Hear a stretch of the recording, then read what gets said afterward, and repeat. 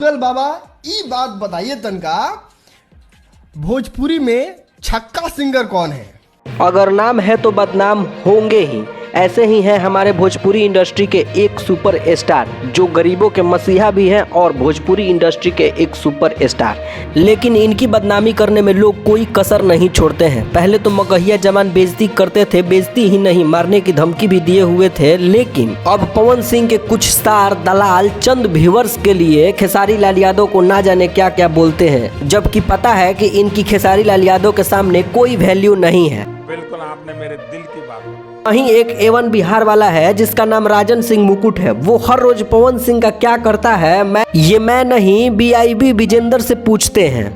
Bathroom में पानी लेके जाते हुए कोनो कहते कि भैया हम निमन से धो देम, कोनो कहते भैया हम निमन से धो देम, तो पता चले कौन बात करिए भैया धोवल का बात जीवे तो चाट देम। इतना ही नहीं, एक बार खेसारी लाल यादव के सोने भी गया हुआ था। खेसारी लाल यादव इसको बच्चा समझ के छोड़ दिए हुए थे, तो ये खेसारी लाल यादव को क्या क्या कहता है, क्या देख लिया हुआ था, ये अपने गूगल पापा से क्या पूछ रहा है, जरा सुनिए। भोजपुरी में छक्का सिंगर कौन है?